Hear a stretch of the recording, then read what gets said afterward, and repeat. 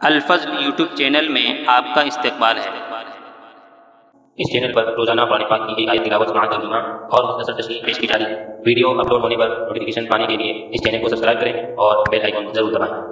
السلام علیکم ورحمۃ اللہ وبرکاتہ۔ میرے دینی و ایمانی بھائیوں اور بہنوں، سورہ نساء آیت نمبر 80 پیش خدمت ہے۔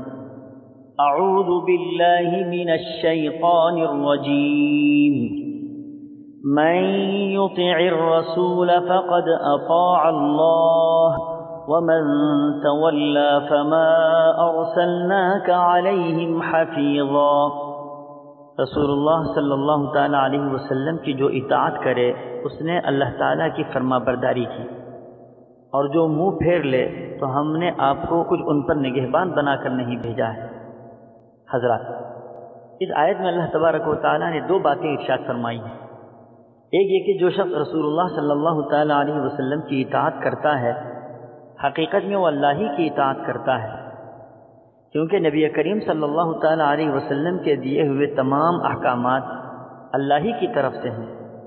اس لیے ایمان کی تکمیل کے لیے رسول اللہ صلی اللہ تعالیٰ علیہ وسلم کی اطاعت کرنا ضروری ہے، اس کے بغیر ایمان نامکمل ہوتا ہے۔ دوسری بات یہ ارشاد فرمائی گئی کہ ہر انسان اپنے اپنے اعمال کا ذمہ دار ہے۔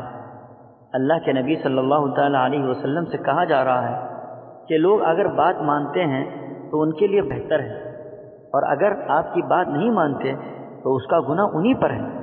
ان کے برے اعمال کی باز پرس آپ سے نہ ہوگی، آپ کا کام صرف پیغام پہنچانا ہے، اور یہ کام آپ اچھی طرح انجام دے رہے ہیں۔ اگر یہ لوگ نہیں مانتے تو وہ اپنی عاقبت برباد کر رہے ہیں۔ کل قیامت کے دن ان کے برے اعمال کے بارے میں آپ سے نہیں پوچھا جائے گا۔ ہم نے آپ کو ان کے اوپر نگراں یا نگہبان بنا کر نہیں بھیجا، بلکہ ان کے اعمال کی باز پرس انہی سے ہوگی۔ اللہ تعالی ہم تمام لوگوں کو نبی کریم صلی اللہ علیہ وسلم کی سچی اطاعت نصیب فرمائے، آمین۔ وآخر دعوانا ان الحمد للہ رب العالمین۔